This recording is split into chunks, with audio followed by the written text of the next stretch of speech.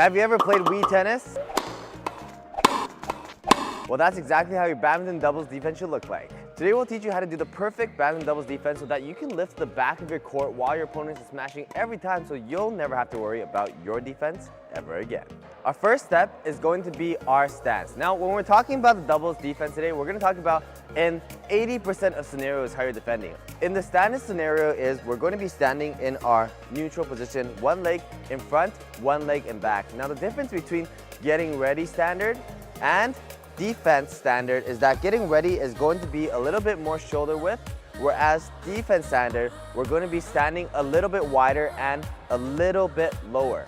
And also another difference is that when we're getting ready for a movement, you'll see that we're on our toes a little bit more, so we're ready to bounce and move. Whereas when we're going to be standing in our defense stance, we're going to be standing a little bit flatter on our feet so that we can plant the weight into the ground and stand steady in our 45 degrees wider stance as we get ready for our doubles defense.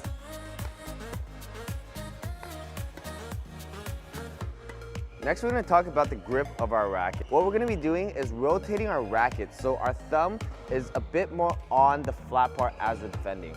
Why is this important? That's because when we're defending, the majority of our defense, I would say 80%, is actually using all backhands, even on the forehand side. The reason why we do this is because we don't have time to be switching between forehand and backhand in the defense. So it's easier to just use backhand for everything. Even the overheads, we can also use backhand. All right, now let's talk about the swing motion. As the same with all shots, you always want to follow out with your elbow first, and then your wrist, and then your fingers as you push forward with your fingers. So same for the backhand side, same if it's in front of you, elbow, wrist, fingers.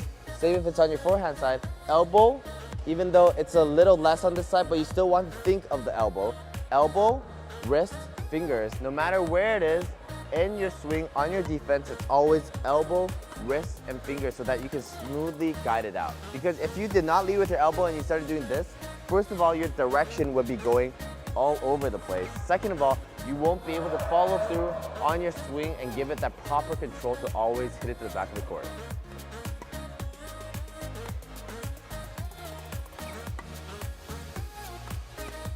Next is our contact point. Now, because we're talking about how can we lift it to the back of the court every time, we have to first understand what does the back of the court mean. It means that the shuttle is traveling upwards in that direction. So the shuttle is traveling upwards in that direction, then our racket also needs to be facing in that direction. So that only forces us to have a contact point in a certain area. If we want to hit to the back of the court every time, we have to make sure our contact point is always in front of us. You want to imagine a 45-degree line where you're hitting all the time for your defense, because even your defense shots need to be on the offensive. So hitting over here as you lead up, you see contact point is facing up, same as the middle, same as on the backhand side. As we lead up, we want to make sure our contact point is facing up and then following all the way through.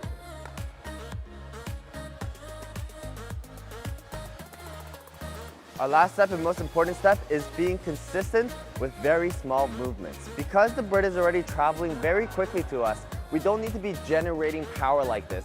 And also we don't have time to generate power like this when Smasher is coming at us at 400 kilometers an hour. Instead, all we want to do is keep it small and redirect the shuttlecock to where we want it to go. So we're just trying to get in position as fast as we can and angling our racket so that it travels up with a little bit of a small push like this. So usually this is all you need when you're defending, rather than this, where you're actually not generating that much power because you're too flimsy. So keep it small, keep it tight, and just focus on a redirection of smashes.